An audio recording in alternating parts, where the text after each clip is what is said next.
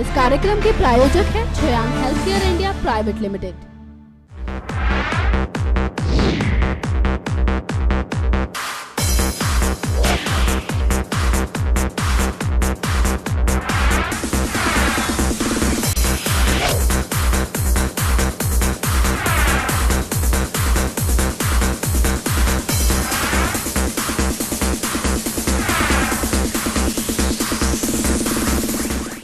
Welcome, मैं हूं गायत्री गुप्ता, लेकर हाजिर हूं इस हफ्ते का मूवी रिव्यू। जी हां, इस बार बॉक्स ऑफिस पर दो जबरदस्त हिट फिल्में दस्तक दे चुकी हैं। एक तरफ है बाजीराव मस्तानी तो दूसरी तरफ है दिलवाले।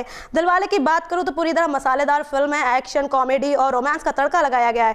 तो वही बात करें बाजीराव मस्तानी की तो त्रिकोणीय प्रेम कहानी पर आधारित है। चलिए और फिल्म के बारे में और जानकारी लेने के लिए हमारे साथ एक्सपर्ट एडविन अमन जी जुड़ चुके हैं।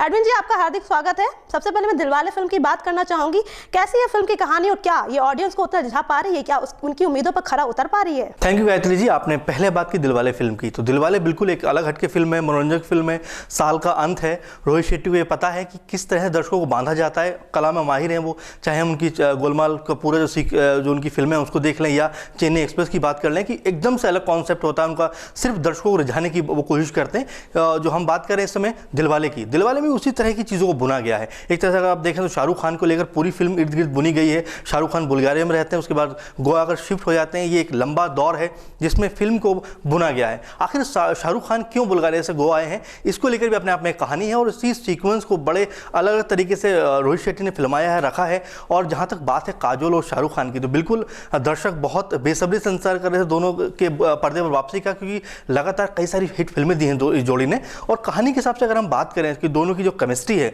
पर्दे पर नजर आ रही है तो बहुत असरदार है। लेकिन हाँ, एक चीज़ मैं कहना चाहूँगा कि कहीं ना कहीं वरुण धवन, कृति सेनन कहीं ना कहीं थोड़ा सा ऐसा लगता है कि कहानी को ज़बरदस्ती उनके ऊपर थोपा गया है या कहानी में ज़बरदस्ती उनको फिट बैठाया गया है, ये चीज़ें हैं। हाँ, एक बात और भी ये हो सकती है कि किस तरह से फिल्म को आगे बढ़ाया जाता, किस तरह से फिल्म को लेकर और चीज़ें बढ़ाई जा सकती थी, उनको बात हो सकती थी। लेकिन हाँ, कहीं ना कहीं रोहित शेट्टी ने कुछ तो कमी छोड़ी है। कहीं ना कहीं कुछ जगहें हैं जहाँ पर वो फिल्म को आगे बढ़ा सकते थे, फिल्म को और ज़्यादा तेज़ी दे सकते थे। लेकिन हाँ, उसमें कहीं ना कहीं वो छूट गई हैं। लेकिन कहानी के हिसाब से अगर हम बात करें, ओवरऑल चीज़ों को बात करें, ओवरऑल जो फिल्म को देखकर हम लोग बात करें कि ये फिल्म एक अलग तरह की फिल्म है, मनोरंजक फिल्म है, इसमें दिमाग लगाने की ज़रूरत नहीं है और आप आराम से जाएं थिएटर में और फिल्म का मज़ा लेकर वापस बाहर निकल आएँ, इस तरह की ये फिल्म है।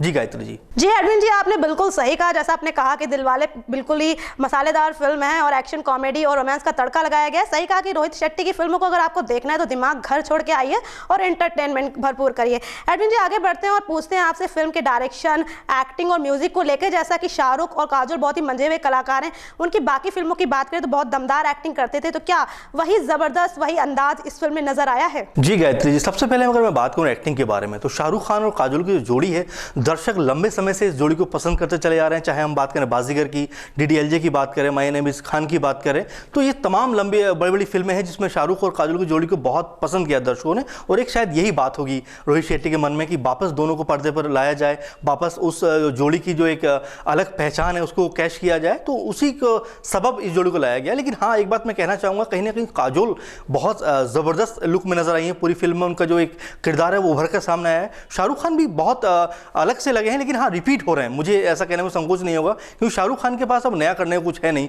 वही अपनी पुरानी चीज़ों में रिपीट हो रहे हैं। लेकिन हाँ, दमदार अभिनय उनका भी है, ऐसा कहना गलत नहीं होगा कि उन्होंने कोई बेकार काम किया है। फिल्म में अच्छा काम किया है फिल्म में। और अगर बात करें वरुण और कृति सेनन की, जो मैं पहले भी कह रहा हूँ, कहीं ना कहीं कहानी को लेकर अगर बात की जाए तो अलग से थोड़ा दिखाई दे रहे हैं कि बस कहानी को आगे बढ़ाने के लिए बीच बीच में वो नजर आते हैं। ओवरऑल अगर बात करें एक्टिंग की तो एक लिहाज से ठीक है। लेकिन हाँ देखिए, मनोरंजक फिल्म है, एंटरटेन करना है हमें बस, तो हमें एक्टिंग के बारे में ज़्यादा सोचना नहीं है। हमें सोचना है कि ये जोड़ी जो काजोल और शाहरुख खान की है, बहुत नामी जोड़ी है, लगातार हिट फिल्में की है इस जोड़ी ने, उसको देखने के लिए हमें थिएटर में आना है। और दर्शकों, जब मैंने बात की, जब मैं फिल्म देखने के लिए थिएटर में गया तो दर्शक लगातार यही बात कर रहे थे कि उन्हें सिर्फ काजोल और शाहरुख की जोड़ी को देखने के लिए वो यहाँ पर आए हैं और उसी जोड़ी को वो पसंद करते हैं, इसीलिए वो सिनेमा घरों में आज आए हुए हैं। तो ये एक अलग तरह का अनुभव है कि लोग कहानी की बात करें तो उससे उतना इंप्रेस नहीं, उसके ऊपर इतना नहीं फोकस कर रहे हैं, उन्हें देखना है सिर्फ शाहरुख और काजोल की जोड़ी। तो मैं बिल्कुल कहना चाहूँगा दर्शकों से कि शाहरुख और काजोल ने एक बार भी निराश नहीं किया है, अच्छा दोनों ने काम किया है। और जिस तरह की बात उम्मीद हम लोग कर रहे थे,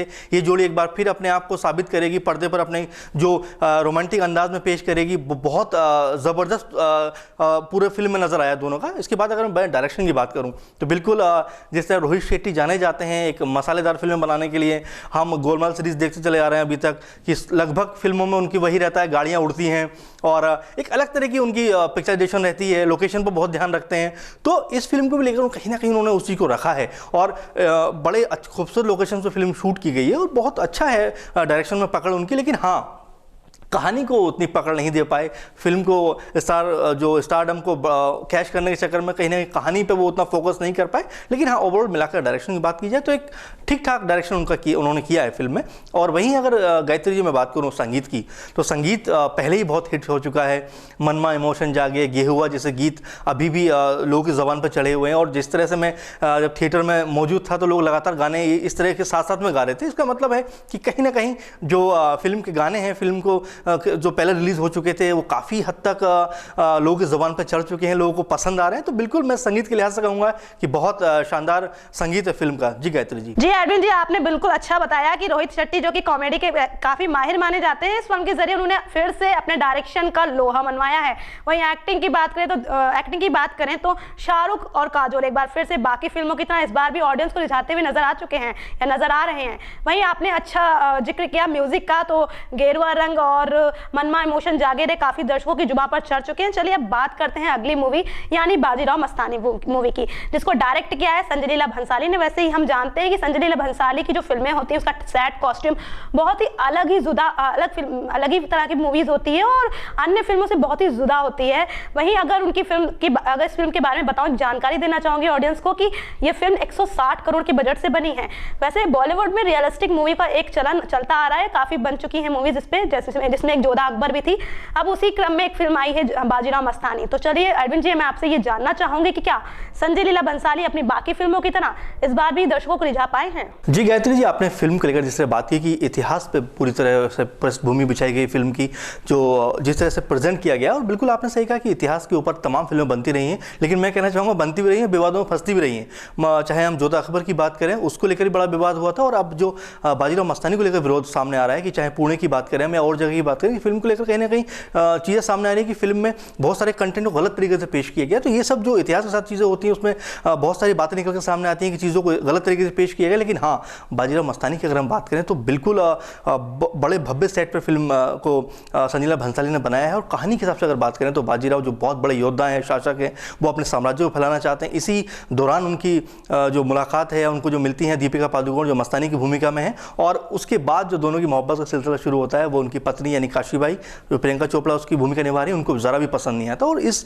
जो लव ट्रायंगुलर है या त्रिकोण जो हम प्रेम कह सकते हैं, इसको लेकर जो फिल्म का ताना बाना बुना गया है वो बड़ा खूबसूरत है। और जो सेट जिस तरह का बनाया है, 160 करोड़ की लागत से फिल्म का सेट बनाया गया, तैयार किया गया। और मैं कहना चाहूँगा कि संजय लीला भंसाली इसके लिए जाने जाते हैं कि अमूमन उनकी फिल्मों के सेट जो होते हैं बड़े स्तर पर बनाए जाते हैं, और बड़े स्तर पर बनाकर वो उस तरह से पिक्चराइज भी करते हैं जो नज़र भी आ रहा है इसमें कि आप युद्ध के सीन देखें, एक बड़े ज़बरदस्त तरीके से वो सीन सामने नज़र आते हैं। जब पर्दे पर आप देखते हैं तो उसका एक अलग ही नज़ारा सामने आता है। तो ये कहानी के हिसाब से बेहतर है कि कहानी को गति देता है। और कहानी जिस तरह से पहले हाफ की अगर बात करें तो कहीं ना कहीं चीज़ों को एस्टैब्लिश करने में लग जाती है, जो भूमिकाएं उनको बताने में लग जाती है। लेकिन हाँ, सेकंड हाफ की बात करें तो पूरा युद्ध के ऊपर फिल्म को रखा गया है। और खासकर जो एंगल मैं बता रहा हूँ कि त्रिकोण का जो लव है, उसमें जो काशीबाई है उसको मस्तानी का इस तरह से इंटरफेयर करना जो बाजीराव की चीज़ों में, वो ज़रा भी पसंद नहीं और परिवार को भी पसंद नहीं है। तो इसी को लेकर फिल्म का ताना बाना बुना गया है। और फिल्म में अंत तक जिस तरह से पकड़ बनाए रखी है वो गजब की है। तो कुल मिलाकर फिल्म की कहानी बहुत दमदार है, और फिल्म में जिस तरह से पकड़ बनाई रखी है, पूरा स्क्रीन प्ले की अगर बात करें तो पूरी की पूरी कसा हुआ स्क्रीन प्ले है, जिसके मदद से फिल्म लगातार बेहतरीन तरीके से आगे बढ़ती चली जाती है। जी गायत्री जी। जी अरविंद जी, आपने बखूबी जिक्र किया फिल्म की कहानी को लेकर, लेकिन अब आगे बढ़ना चाहूंगी और आपसे जानना चाहूंगी कि क्या फिल्म में कलाकारों ने अपनी एक्टिंग का वो जलवा दिखाया है? बात करूंगा दीपिका पादुकोण की, प्रियंका चोपड़ा की, या फिर रणवीर सिंह की। वहीं बात करना चाहूंगी फिल्म की म्यूजिक और डायरेक्शन को लेकर। जी अरविंद जी, क्या कहना चाहेंगे आप? गायत्री जी, सबसे पहले मैं बात करूँगा डायरेक्शन के बारे में। तो संजय लीला भंसाली एक ऐसा नाम इंडस्ट्री में जो लगातार एक के बाद एक हिट फिल्म देते चले आए, चाहे वो कोई भी फिल्म का नाम ले लें आप। उनकी एक सबसे बड़ी खास बात उनकी ये रहती है कि हर फिल्म एक दूसरे से अलग हटके होती है। वो हर तरह का एक्सपेरिमेंट करना चाहते हैं, हर तरह की फिल्म बनाना चाहते हैं, और यही एक उनका जो खास जो शैली है वो यही है कि वो फिल्मों को एक बहुत विस्तार रूप देकर पिक्चराइज करते हैं। और अगर हम बाजीराव मस्तानी का जिस तरह से पिक्चराइजेशन है, जिस तरह कहानी है, जिस कॉस्ट्यूम है, सब पे उनको ज़बरदस्त पकड़ है। और फिल्म को उन्होंने गति जो कहते हैं एक तरीके से हमारे यहाँ जो लैंग्वेज इस्तेमाल की जाती है कि फिल्म की गति नहीं टूटनी चाहिए, तो बिल्कुल पूरी फिल्म पर उनकी ज़बरदस्त पकड़ है। कहीं भी उन्होंने कोई भी हिस्सा छूटने नहीं दिया है। एक्टिंग की अगर हम बात करें तो बिल्कुल दीपिका, प्रियंका और रणवीर सिंह ने बहुत शानदार काम किया है। लेकिन मैं इनसे ऊपर रखूंगा मिलिंद सोमण को, जो छोटे से भूमिका में आते हैं और जो सलाहकार की भूमिका में है रणवीर सिंह की, लेकिन ज़बरदस्त प्रभाव से एक्टिंग की है। और यदि उनके जो किरदार को उभारा जाता तो मुझे लगता है थोड़ा सा और इम्पैक्ट डाल सकते थे वो। लेकिन चलिए, इतने में उन्होंने बहुत कुछ करके दिखाया है। वहीं अगर संगीत की बात करें तो बिल्कुल पिंगा की बात करें या मैं दीवानी की बात करें, इसके अलावा भी कुछ जो फिल्म में गाने हैं वो बहुत शानदार हैं, बहुत ज़बरदस्त है, दर्शकों की ज़बान पर लंबे समय तक रहने वाले हैं। जी गायत्री जी। जी एडविन जी, आपने बहुत अच्छी जानकारी दी फिल्म में एक्टिंग और डायरेक्शन को लेकर। वीकेंड का टाइम है और साल का अंतिम महीना है और नए साल की शुरुआत होने वाली है, तो ऐसे में ऑडियंस आप पर निर्भर करता है कि आप किस फिल्म को देखना पसंद करेंगे। दोनों ही मूवी हैं, अलग ही कॉन्सेप्ट है, एक ऐतिहासिक पृष्ठभूमि पर बनी है तो दूसरी मसालेदार फिल्म है। तो ये था इस हफ्ते का फिल्मी रिव्यू। अगली बार फिर मुलाकात होगी किसी नए मूवी रिव्यू के साथ, लेकिन तब तक के लिए गुड बाय। इस कार्यक्रम के प्रायोजक हैं Shreyank health care India private limited.